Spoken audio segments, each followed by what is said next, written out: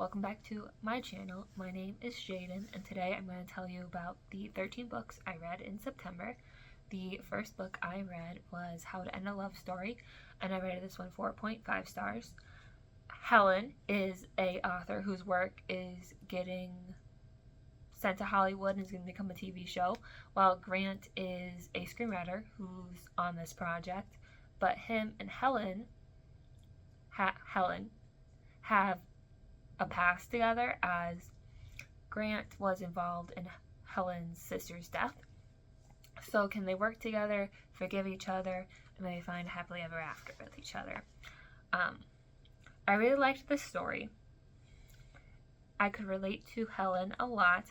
I liked learning all the behind the scenes stuff when it came to the production of the show and the screenwriting process of the show. I really liked learning all that, as I went to school for filmmaking, so it was very interesting and liked seeing that side of Hollywood in a book.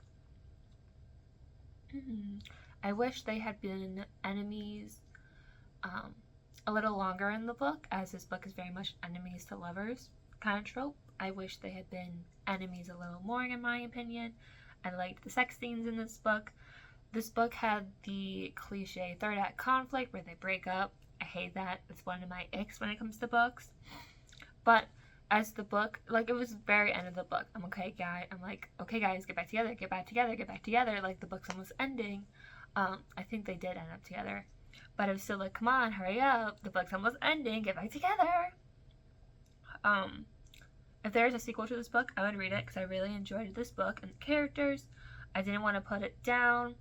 I had actually wanted to read this book for a couple months, actually. It has been on my TBR, because I saw it at Barnes & Noble. I'm like, I'm not going to buy it. They have it in my local library, and I got it in my local library, and I really enjoyed this book. I think part of me wants to own this book, because it was that good, and I really loved it. Maybe for Christmas, or maybe I'll buy it for myself. I don't know, but I really, really enjoyed this book. The second book I read was Your Blood, My Bones, and I rated this one 3.5 stars. Wyatt comes to her old family home to burn it down, along with all the bad memories associated with it. While doing one last tour of the house, she finds that her old friend Peter is chained in the basement of the house.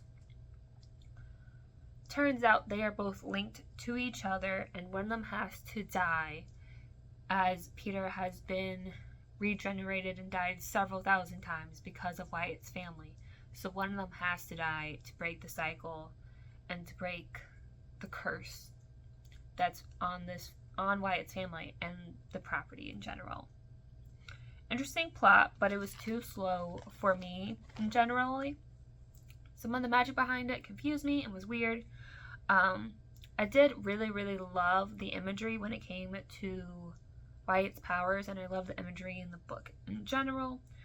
It was an enjoyable read, and it was okay for me. There was a love triangle in it that was iffy for me. I didn't really believe it, but overall I really enjoyed this book. A third book I read was Horror Movie, and I rated this one 3 stars. 30 years after filming the film Horror Movie, it's getting a reboot, and the man who played the Thin Man in the OG movie is the only surviving cast member, as he deals with the trauma of the OG shoot and what's going on with the current reboot. Nice idea, but it didn't work for me personally. It was really slow at times, and I liked how we got the screenplay of the OG movie, but how it was written is not how a screenplay is supposed to be written. And in the book, they even say, the screenwriter of it is like, I don't really care about how, the screenplay is written. This is how I write it. It just bothered me a lot that I'm like, this is not how a screenplay is supposed to be written. The switches from the now and then chapters were very flippy-floppy for me, and sometimes I couldn't tell if you were in the now with the reboot or talking about the past. And the ending was weird for me. It was an okay read, very fast though. The fourth book that I read was Home is Where the Bodies Are, and I rated this one 5 stars. 3 siblings come home after their mother's death to find out she was involved with hiding a body several years later. I love the premise of the book and the characters. I finished this book in around a day or similar to it, since it pulled me in so quickly. Great twists and turns that I did not see coming. Both Beth and Nicole had great character arcs and growth throughout the book. And I would read this book again because I really, really enjoyed this. I had actually read, I think earlier this year, I read a rom-com from this author, and I really enjoyed that book. And it's the same author of this book, and I really liked both books. I think I both rated them like 5 stars. They're very similar. 4.5, very similar. But I really enjoyed this book, and I really enjoyed the other book I read from her earlier this year, and I really liked this one. The next book that I read was Stone Blind, and I rated this one 4.5 stars. It's retelling of Medusa, but with intersecting chapters of those involved in her story, so like Athene, Perseus, Medusa herself, her sisters, a lot of different characters in that process. Fast read, finished this book in around a day or a little more. I liked how the characters aren't seen just in black and white, they're also seen in gray, especially characters that we're supposed to see as the good guys. They're not actually all the good guys, or the bad guys are not actually all the bad ones. I liked what the author did with Athene, also known as Athena, and showed her in a different light than what's originally portrayed of her, and of her story as well, especially with her ending and what happens to Athene at the end and what happens with her and her stepbrother. I wouldn't read this book again, but it really sucked me in and I really enjoyed it. After that book, I read The Kingdom of Sweets, and I rated that one 3 stars. It's a retelling of the Nutcracker, but instead of just talking about Clara, who is the main character in the Nutcracker, it talks about Clara and her sister Natasha.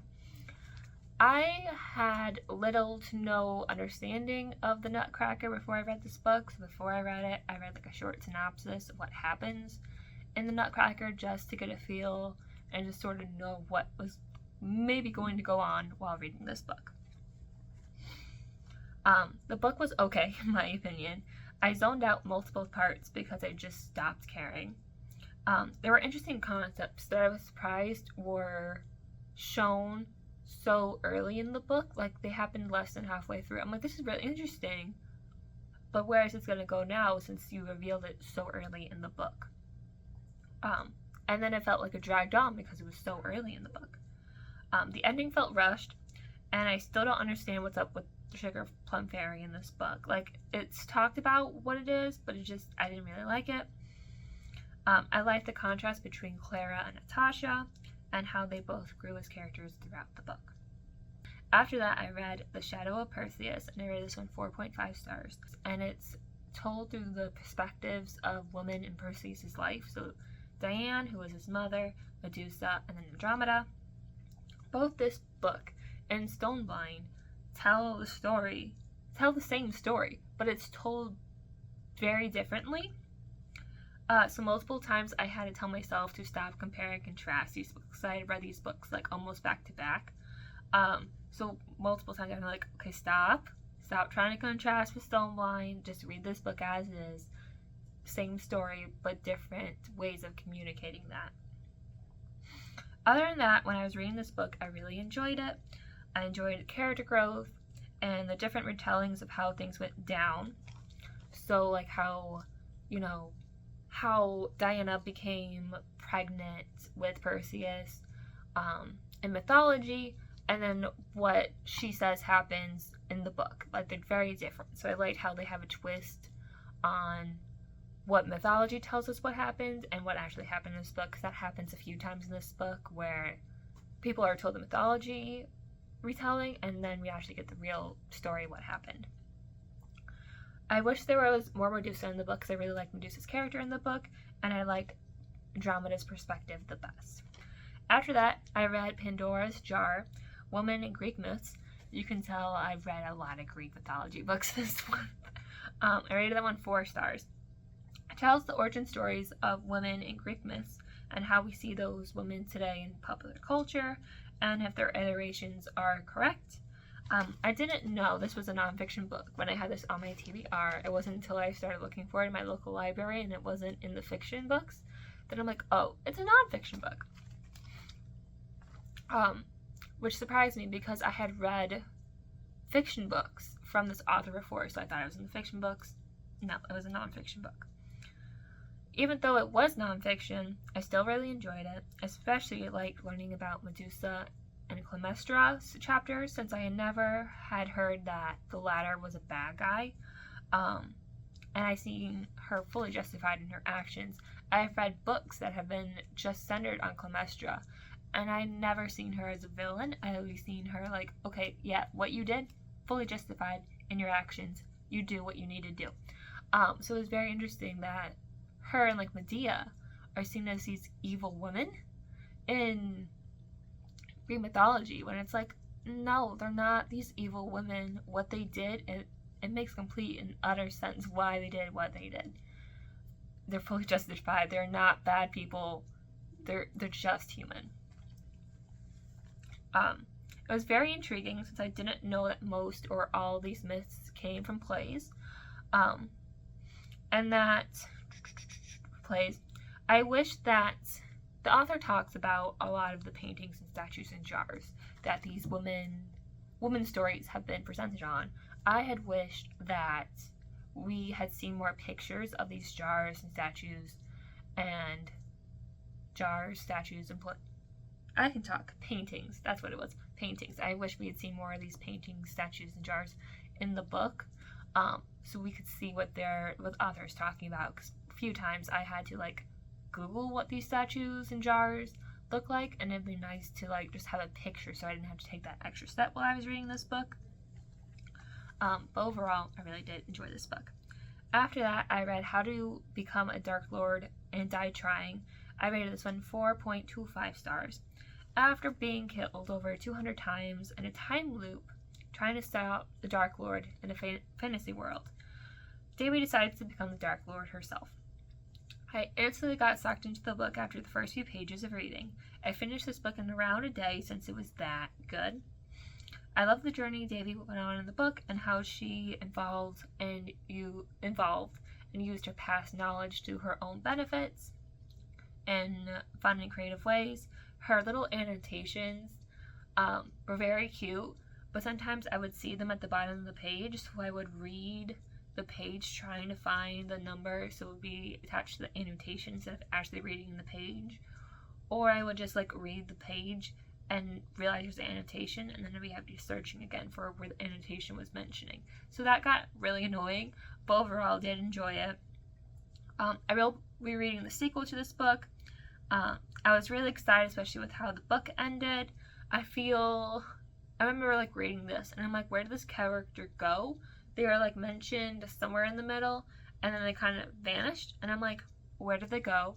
This book also had very long chapters, which I don't really like long chapters, but this book benefited with the long chapters, and I wish we had gotten more of Davy's deaths before we got this big adventure, and just know what she did in all her 200 plus lives before she decided to use this one. After that, I read Nice Work, Nora, November, and I rated this one 4.5 stars. Excuse me. After surviving from her drowning near-death experience, Nora decides to use her second chance of life and do all the things she wasn't able to during her first time. I really like Nora's growth in the book and how her near-death experience really inspired her to go live life. I like the little subplot with her and Jack, except I wish we had gotten more of them, especially at the end. I really enjoyed Nora standing up for herself and attempting multiple times to fix things in her life that she didn't try to do it in her first chance of life. Nora was relatable, and the book flew by pretty quickly while reading. It was hammered down multiple times in the book that Nora is not very good at cooking, and it just kept happening over and over and over, and I got really tired of it. I'm like, guys, I understand that Nora's not good at cooking, and she's kind of like a klutz. But I get it. You need to stop hammering it down. I get it. I got it after like the second time. You don't need to keep like repeating it because it's getting really annoying. But overall, really good read. It's a very kind of feel-good kind of book. The 11th book that I read this month was After Oz, and I rated this one 3 stars. 4 days after a tornado has ravaged her home, Dorothy Gale comes back and recalls her tales of Oz. While nobody believes her, the murder of a local witch happens, and Dorothy's the main suspect, but is she really to blame for this murder? Interesting concept, as it's retelling of the Wizard of Oz. We as the audience never know for sure if she's telling the truth, or if it's just because she got hit during the tornado. I wish the perspectives of the book included Dorothy instead of just the townfolk and Dr. Wilford. One of the twists was predictable in the book, while others weren't. It was an okay read, fast though. It's like less than 300 pages. I felt it could have been better, and the last few lines of the book felt cheesy, as it was trying to say, hey, this is where, the Wizard of Oz came from. Frank Baum, he's in this, but, I'm gonna talk to him. Maybe he'll have a better ending for this book. It just felt very cheesy, and it's like, hey, the Wizard of Oz? This is how Wizard of Oz came to be. I didn't really like it. The 12th book that I read is A Talent for Murder, and I rated this one 4.5 stars. I seem to have done that a lot this month, is rated books 4.5 stars. After finding blood on her husband's shirt after a work trip, Martha investigates and notices mysterious deaths of women during her husband's work trips. Martha calls her old friend Lily to figure out if her husband is a murderer or something else is happening. The first chapter sucked me in. A book is good if it sucks me in the first few pages or the first chapter. And I became vastly invested of the story. Very fast read, and it was very fast paced with lots of twists and turns. I didn't know this book was actually the third one in a series, but even though it's the third one in the series, I wasn't confused. This book felt like a standalone, and it worked really well. I think, if I remember, they did mention books, or something that happened in a previous book, and they kind of glazed through it, and I'm like, okay, cool, we're not going to talk more about it, we're just going to say this happened. Great, that works for me. This book felt very standalone with just the characters from earlier in the series, and it worked really well for me. I loved the characters, and the book kept me on my toes.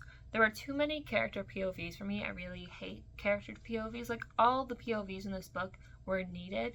It just felt like a lot for me, but I really, really enjoyed this book. And then the last book I read was I Need You to Read This, and I rated this one 4.25 stars. When the advice columnist, who is the hope in Alex's life in her time of need, is murdered, Alex gets the chance to take up the mantle. But when Alex starts getting threatening letters, is someone talking to Frances, the OG columnist, or are they talking to her? I really liked this book, and I had read a previous book from the author before. Alex's story intrigued me as the story progressed, and I liked not knowing what was going to happen. I liked the letters from the lost girl sprinkled throughout the book. The ending and the last 20 to 30 pages felt really rushed for me, and some of it felt like it came out of nowhere. Yes, it was trying to wrap up storylines, but it just didn't really work for me, and again, it felt rushed, came out of nowhere, and it's oh right, we sprinkled this throughout the book, let's talk about it, let's finish it up, and we're done. That's all. Yeah, I didn't really like that. I did really like this book though. I quite enjoyed myself while reading it. And so those are the 13 books I read in September. If you have any recommendations, let me know down below. If you want me to do a compare and contrast of Stoneblind and the Shadow of Perseus, compare and contrast those two, again, let me know down below. If not, that's fine. I will see you guys next month. Bye.